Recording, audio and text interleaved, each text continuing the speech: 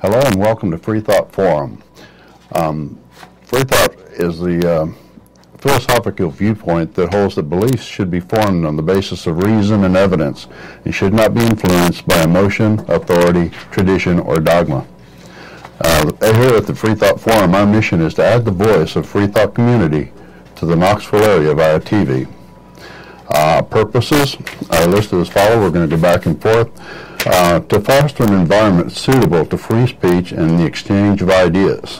Which means the promotion of free inquiry, open to criticism, multiple viewpoints regarding the nature of the universe and human nature itself. And encourage critical thinking in all aspects of human life. And that includes the scientific method. That means empirical inquiry, rational criticism, and of course recognizing how vast the universe is. To explore ethical and intellectual alternatives to supernatural beliefs. And we'd like to inquire into the nature of ethics. Where does ethics come from? What's it about? To provide fellowship for people who share these purposes. My name is Larry Rhodes. And I'm Joe Barnhart. Part of my job has been to teach philosophy and religion studies for 46 years. One of the jobs of a teacher is to make sure other views are represented fairly and accurately, which is a very difficult job sometimes. My name is Larry Rhodes. I guess I already said that. But Joe is a representative of the Rationalists of East Tennessee, and I represent the Atheist Society of Knoxville. We'll be putting up a little bit later on links how you can reach those two societies. We will be taking phone calls after the first part of the program, so be available to call in around 15 minutes till 6. A little bit later on, we'll be having another guest or co-host join us. Faithless Forrest is here, and he will be joining us at the turn of the program. The program for today is Positive Atheism, or Being Good Without God, also promoting a positive atheist attitude in the community. Atheism is not a bad thing. We think it's a very good thing to be without superstition. That being said, Joe, you have a story about how we can be good without God? Yeah, there is a documentary of baboons being attacked by a leopard. As the attack begins, one baboon attacks the leopard at right angles, and thus saving the group from being attacked. But this baboon is in jeopardy. He hightails it out, which means he's going to be devoured by this leopard unless another baboon picks up his responsibility. And he does. The leopard then goes after him, and he now is in danger. However, a third baboon then goes after the leopard, distracting him. Eventually, the point is they wear down this leopard. The point is you have cooperation and responsibility even in the animal kingdom. It has deep, deep roots. Ethics among other primates at least, and we know that from our higher mammals, wild dogs cooperate together and share basically principles and ethics between them for the good of the society. We have common goals, and to pursue common goals, we need to have rules and regulations and guidelines. Mm-hmm. And there are strong and similar ethics throughout the world, all countries, whether they have a God or not, whether they have different gods and different religions. The tenets of the good tenets of the Ten Commandments are shared by all mankind throughout the world. Even secularist and communist countries have shared beliefs, shared values that promote the good of society. Yes, they have to. And the reason is For example, let's take the commandment against lying. All cultures have a commandment against lying because you have to have the flow of information to solve problems and to survive. Misinformation is very destructive. You don't accomplish your common goals together. So every culture to survive must have some kind of control of misinformation and lying. You have a passage in the Bible, for example, in which Abraham and Sarah go to Egypt. He asks Sarah to pretend to lie that she is his sister. The Egyptians discover this lie, and they call apparently Abraham to correct him about this. The point is, in the Bible, this story happens long before Moses.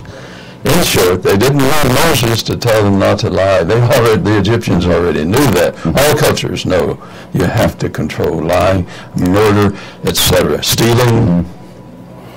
Christopher Hitchens has a way of saying the story in that even if human beings have been around for 50 or 100,000 years, God waited until the last 2,000 or 3,000 years before he came up and said, "Oh, stealing is bad, killing is bad." I think that we wouldn't have had any kind of society, so we hadn't defined some kind of rules for cooperation and mutual benefit of society. Early in Genesis, you have a conspicuous story that all Christians and Jews recognize is a condemnation of murder. A brother murders another brother. There was already a realization murder is wrong. And the reason for it is you cannot have a community without other people. Right. And you have to be able to get along with those other people to be able to build a community and commerce and benefit each other going down the road. Would you agree most of our values are shared with others? Even when you want to see the Grand Canyon and a beautiful experience, or the Smoky Mountains, you normally like someone with you. All our great values, or most of them at least, are with other people, which means we have to have respect for others. And that's the basis for morality. And we find this among both Christians, Jews, atheists, Hindus, and others, people we all know who practice these moral standards. And have successful communities going back thousands of years. Yes. No one group, no one of us has any corner on this, any more than any one group has a corner on rationality. A lot of people, I'm sure, will be calling in to say, how can you be good without God, or how can you have ethics without God? There's got to be an objective ethics. Well, about the most objective ethics we can point to today is the fact that we have a code of laws, that secular laws, that we have said, this, if you do this, you will be punished, and if you do this, you will be rewarded in one way or another. There's nature. And many believers in religion and many atheists are in common agreement on this. There's the law of nature. And nature will punish you unless you abide by certain regulations and guidelines. You can't just mistreat gravity without paying a price. I'm sure that some people will ask us about atheism per se and ask us, what about the religion of atheism? Atheism is not a religion. I don't know how many times we have to say that in one venue or another. It's basically an answer to one question. Do you believe in God? If you answer anything but yes, if you say, I don't know, then you don't believe in God. What is the other one? Agnosticism has to do with knowledge. Do you know that there's a God or not? You say, I don't know, then you're an agnostic. But if you say, I don't believe, then you're an atheist. Almost all believers are also unbelievers. Let me give you an example. If you are, say, an evangelical Christian, you do not believe that Joseph Smith received divine revelation in the Book of Mormon. In that, you are not only an agnostic, you are an unbeliever. You're a doubter. There cannot be thinking without doubting.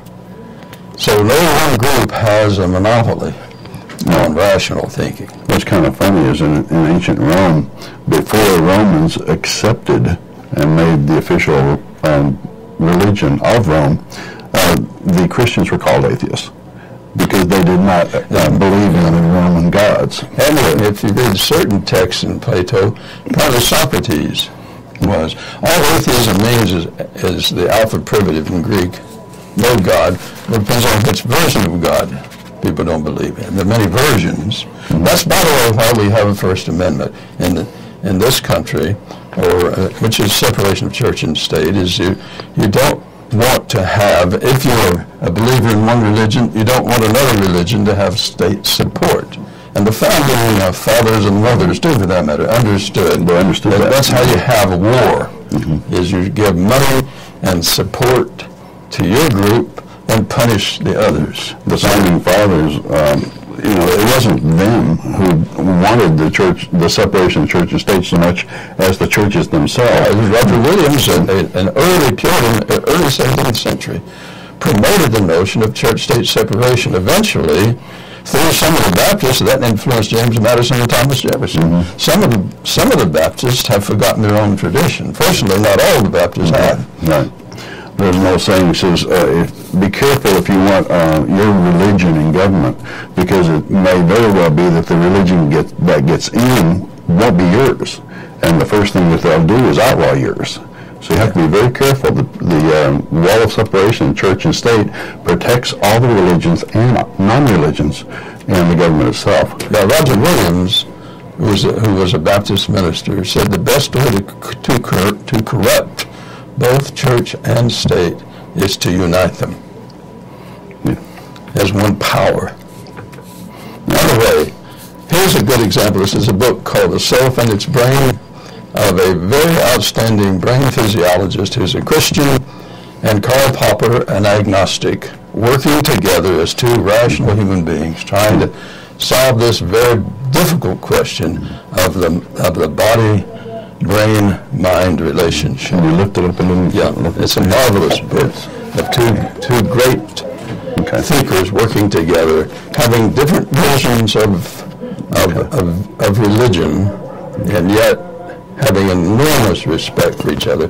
Furthermore, learning a great deal from each other, two rational human beings. Now, it's almost time for calls, so I'm going to trade out with Freethought Forrest here, and we'll get back on here for a second. This is live TV, so...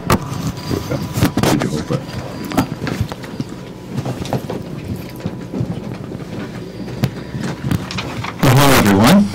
I'll work the mic here. Let me mention while you're there, here's a book I'd like to recommend called Philosophy and the Real World by Karl Popper, the good friend of John Eccles. All right. Well, I'm Freethought Forrest, and I'm a physicist by education.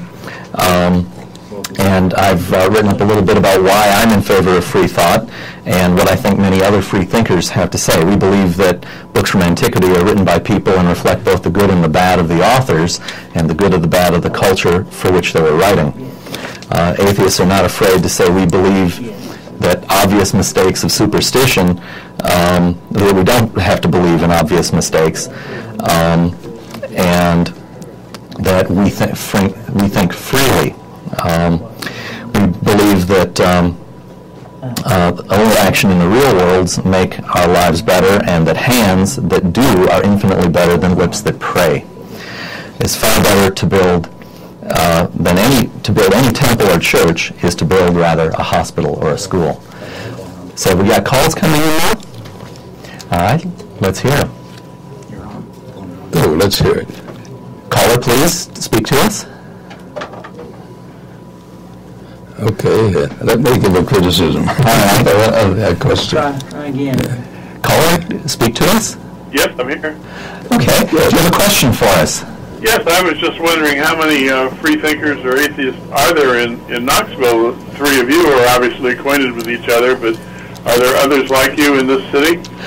Oh yes, I think they say that something in the order of, depending upon how the question is asked, something like 3 to 15% of the population is non-affiliated, and whether they answer that question as atheist or agnostic is probably a bit lower percentage.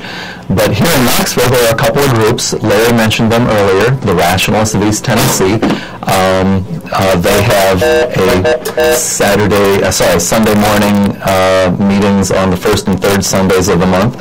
And then there's the Atheist Society of Knoxville, which Larry kind of coordinates. They have usually weekly get-togethers. Yeah, I'd like to point out on this that not all in Freethought are atheists, and not all atheists hold a free thought.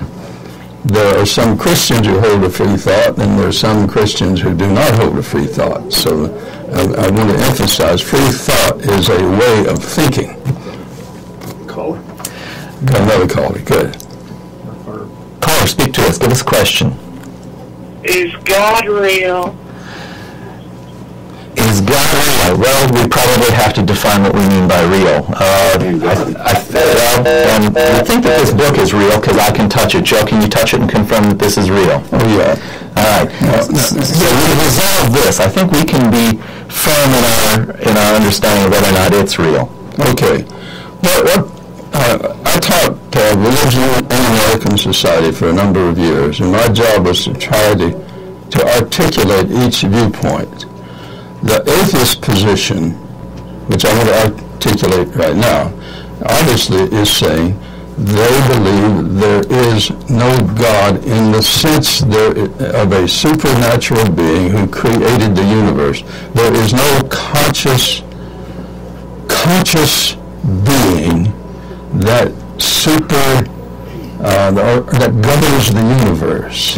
And they can suspend natural law. That's I'm the big one on. Now, some theists are deists, and they do not believe that the deity suspends natural law. See, there are various versions of theism, just as there are various versions of atheism. I think if you got the two of us together for an hour, we could find some disagreement.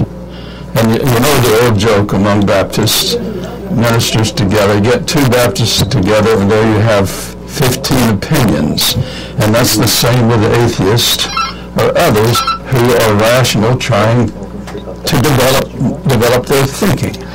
Since Joe mentioned deists, I wanted to say that many people believe that Thomas Jefferson was a deist as well, and that wouldn't be a believer in the God of the Bible.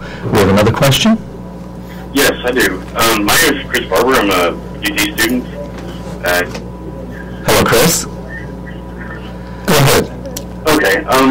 Well, I was listening to you guys earlier, and the fellow that you were with before, he mentioned separation of church and state. I think is a really important point that you guys touched on kind of briefly.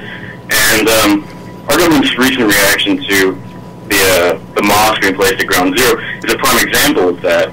And the atheist perspective, I think, is one which is a welcome voice in this dialogue.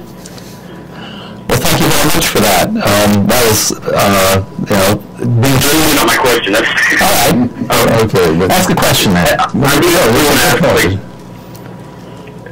Surely there are a number of people in the community who are unclear about what exactly they believe. So do you think that that people possibly are just afraid to acknowledge the label of atheism? Sure, let's take the label Muslim. In our culture, thanks to television, we don't know much about Islam. Television, as you well know, has not been a major source of education in our culture. Right. And so what we know about Islam is very little. And we don't realize, unless we study it carefully. Right. Well, not necessarily Islam in particular, but just I think a lot of people could benefit possibly from acknowledging a lifestyle possibly that's just free of the cultural burdens that I dare say that Christianity may place on them. Okay. I'm with you on that, Chris. I've been theism free all my life, and growing up in Minnesota where I didn't feel a particular need not to speak my mind when it came up. I was shocked upon coming to Tennessee and hearing that many theists believe, without any further evidence than you saying that you're an atheist, that you're probably also evil. That was a shock to me. I hadn't experienced that growing up. Yeah, but part of why we're here today is to say that word out loud, and we're not afraid of it. Right. Well, I guess I'll close my call up here. I just want to say thank you for you guys putting this on the air. It's good to be exposed, let people know. Right. And we can meet you at an Atheist Society of Knoxville meeting, or possibly the Rationalists of East Tennessee. Well, the Rationalists of East Tennessee does not include mere atheists.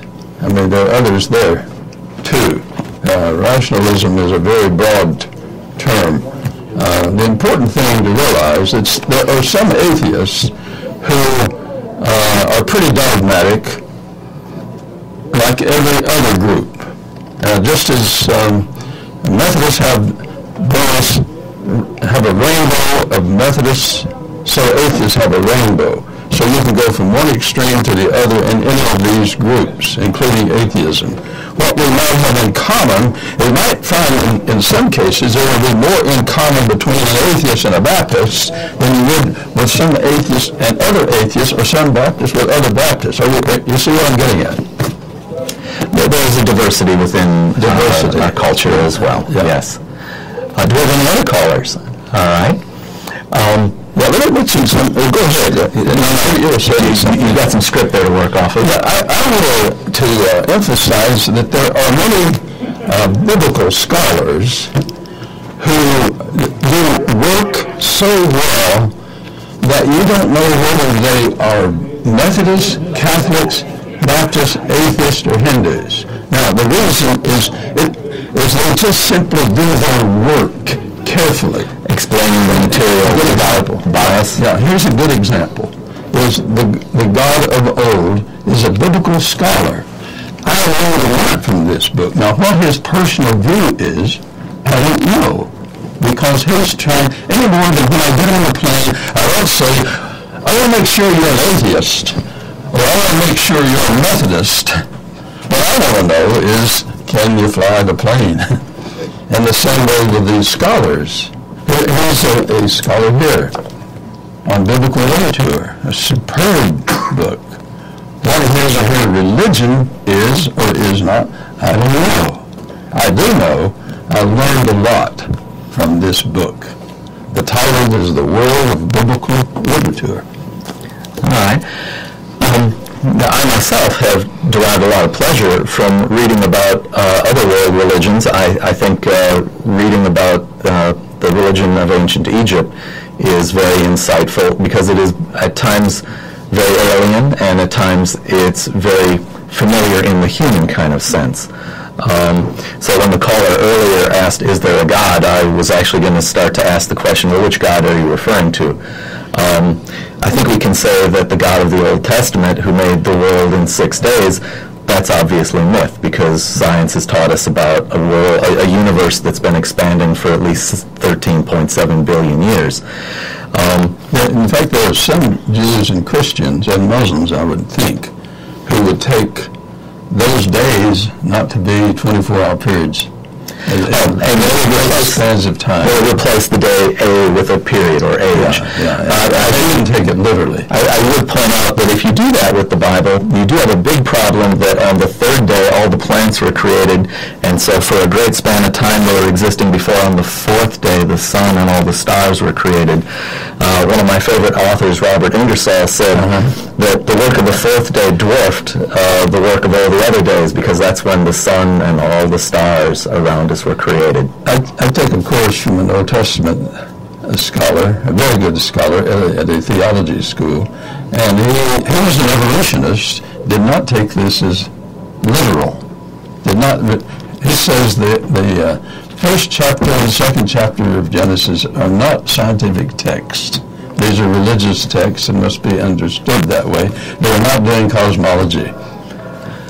So I'd ask anyone who wants to call in to perhaps tell us if chapters 1 and 2 of Genesis are not scientifically valid, and if the God of the Old Testament was trying to give us a message, why didn't they give us the facts? Why did we get this story that doesn't match up? What value is that to us? Let me deal with that. Well, first of all, these books were written centuries ago, long before Copernicus, and it has certain advantages that we have had long before Copernicus, long before Galileo, and certainly before Darwin. Martin Luther, unfortunately, did not appreciate even Copernicus. But later on, the Lutherans you grew up around in your hometown, they had no problem with Copernicus and later Galileo. So what I'm saying is all cultures have to grow and develop their thinking. And whether you are an atheist, a Hindu, a polytheist, or whatever. By the way, Abraham is often thought to be, according to some, the father of three religions, Judaism, Christianity, and Islam. I think each of those religions is much more complex than that. But here's an interesting book called Abraham on Trial. And this is by an anthropologist. What her religion is, I don't know. But she raises an interesting question, is, did Abraham really believe that there was a God who called him to sacrifice his son Isaac? If so, in the text, according to the text, the deity decides, and has already decided apparently, he didn't want to sacrifice. But Abraham is rewarded for his being willing to sacrifice his child. Now there is where I would draw the line morally.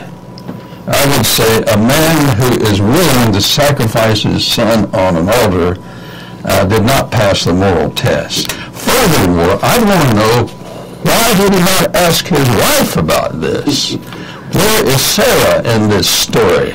She's left out of the picture. I think this is a male chauvinistic story, and it's brutal. In California, a man who actually sacrificed his own child was declared, if my memory is correct, as being insane. So I would say, if Abraham did this, I'm just saying if you took this as literal history rather than a literary story, then I'd have to say Abraham at this point was close to being either a pervert or insane. I would say that's a really, I agree with that with respect to Abraham. But we've got to go even further, I think, and ask, why should we, as atheists, why should we be asked to get our morals from a book whose author, if the Bible be true, asked Abraham to do this to his own child? Why should we be asked to get our morals from a book where we're going to try and raise our children, and the God of this book had to drown most of his own children because he did such a bad job of it? Maybe you need negative examples as well as positive. And maybe the biblical writers were much more subtle and much clever than we like to imagine. When we read the story of David, and all the tapes are there, and you don't say they tried to cover up the David story, but they didn't. They left the tapes. That says a lot for the writers. All right. Well, we're running out of time here. Once again, this is Freethought Forum. I'm Freethought Forrest. This is Joe Barnhart. And we'd like to ask you to, I guess we have a call. We'll take one last call. We've got 30 seconds. Caller, speak to us. Yes. It seems that in recent years, fundamental Christianity has tried to get into the schools in the U.S. To what do you attribute this most recent last 20 or 30 years move toward fundamental? Thank you. We're running out of time, and we'll speak again in a week or two. Wish we could answer. Don't run out of time. Sorry.